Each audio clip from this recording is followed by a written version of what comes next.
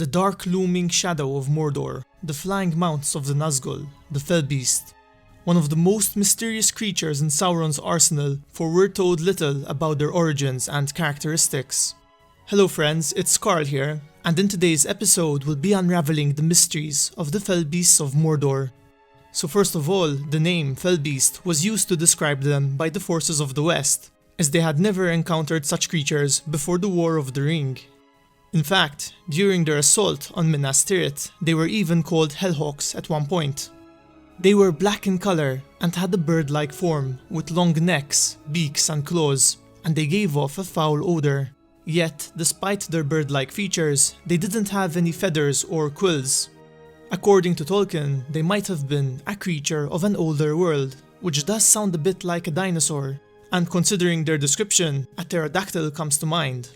In fact, in one of his letters, Tolkien acknowledges this similarity, though he states that it was not intentional. He says, "I did not intend the steed of the Witch King to be what is now called a pterodactyl, but obviously it is pterodactylic, and owes much to the new mythology, and its description even provides a sort of way in which it could be a last survivor of older geological eras." Now before I discuss their possible origins and other interesting features, I'd like to quickly reference their appearances in the books. Our first encounter with the Fellbeast was when the Fellowship were crossing the river Anduin. Here, a dark shadow fell upon them, and it filled them with dread. Despite his fear, Legolas shot an arrow at it, and he managed to slay the Fellbeast and so dismount the Nazgul. It seems that this Nazgul was sent to communicate or send a message to a group of orcs nearby, as when the orcs saw it in the skies, we're told that fierce voices rose up to greet it from across the water. I believe the rider of this Fellbeast was the Witch King, as when it appeared, Frodo felt pain in his old shoulder wound that the Witch King had inflicted upon him. A Fellbeast next appears following the victory of Helm's Deep, when Pippin looks into the Palantir that was taken from Isengard, and he is seen and spoken to by Sauron. Sauron assumes that Saruman had managed to capture the Hobbit Ring-bearer, and that he was forcing him to use the Palantir to torment the Hobbit. Following their conversation, Sauron decides to send a flying Nazgul to pick up the Hobbit from Orthanc. Minutes later, a mysterious winged shadow fell upon their camp, though it flew north towards Isengard. Gandalf then points out that this couldn't be the Nazgul that was sent to pick up the Hobbit, as a straight flight from Barad-dûr to Orthanc would take a few hours at least. Instead, it was a messenger that was sent out earlier to find out what Saruman was doing, and that Sauron would send another Nazgul with the order to pick up the Hobbit. When Frodo and Sam journeyed through the Dead Marshes, they see a winged shadow flying out from Mordor and heading towards the west, though it then turns around and flies back to Mordor at a lower altitude.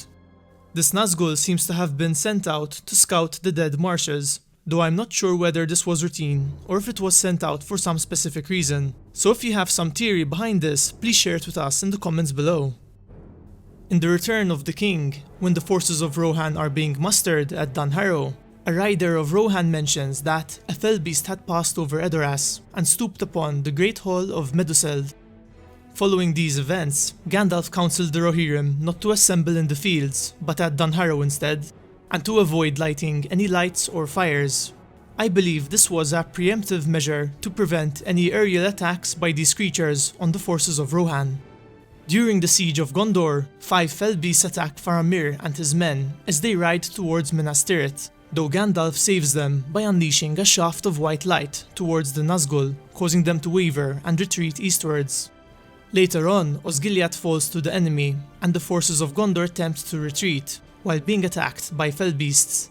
However, once again Gandalf rides out and unleashes his white light to force their retreat. After the Rohirrim arrive in the Battle of Pelennor Fields, the Witch King riding a Fellbeast shoots a black dart at Snowmane, Theoden's horse, but before it could finish off Theoden, Éowyn comes between them. She fends off the Fellbeast and beheads it, and she then faces the Witch King and she succeeds in defeating him with Merry's help. When the forces of the West attack the Black Gate, all 8 remaining Nazgul are mounted on Fellbeasts and are seen hovering over the Tower of Teeth. During the Battle of the Black Gate, they once more swoop upon the forces of good, though they are suddenly attacked by the Great Eagles. It was at this time that Frodo put on the ring in the Crack of Doom, and Sauron was finally aware of the ring's location and how close he was to defeat. In his panic and desperation, he summoned the Nazgul to fly towards Mount Doom, though they arrived too late, for the ring had been destroyed, and the Nazgul were caught in the chaos and destruction that followed, which resulted in their death and that of their Fellbeasts.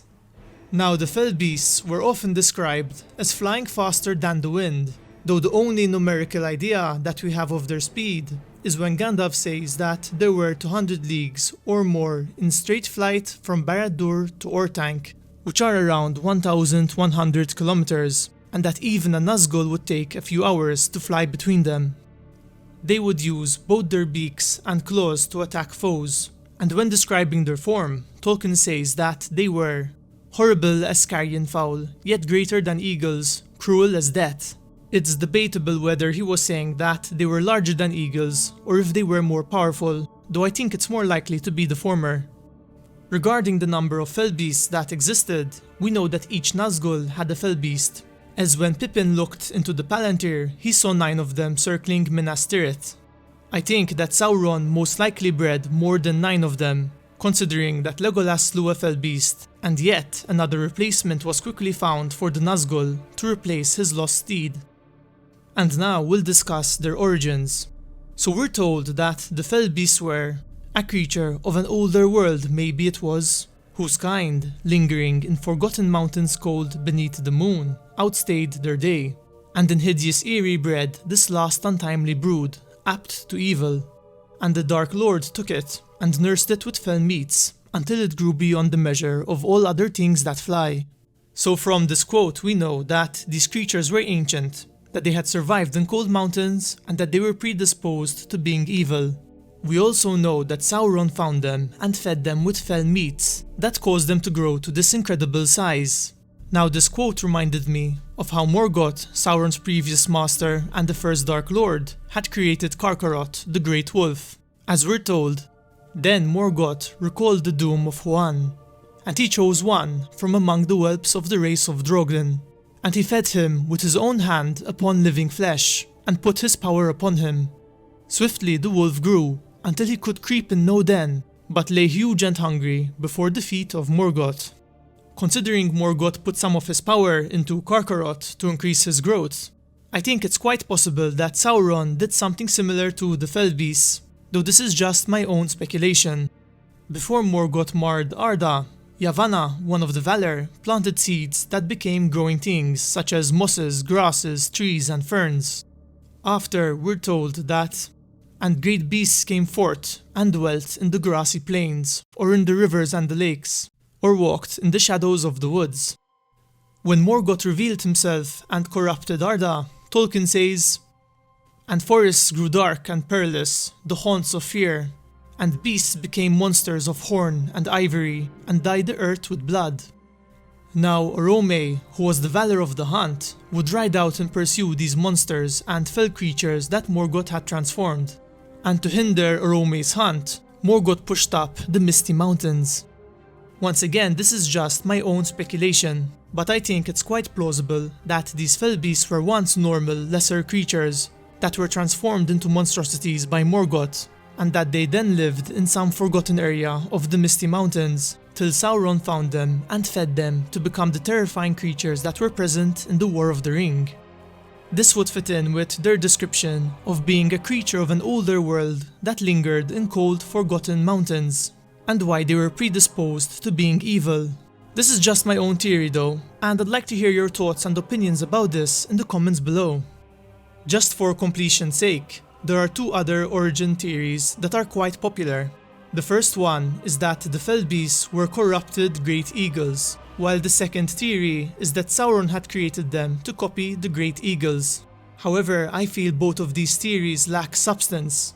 As for the first one, there doesn't seem to be anything that suggests they're related to eagles. Their only similarity is that both creatures fly. While for the second theory, Tolkien makes it quite clear that evil can't create. It can only transform or corrupt things which already exist, which would indicate that Sauron couldn't have created the Fellbeasts.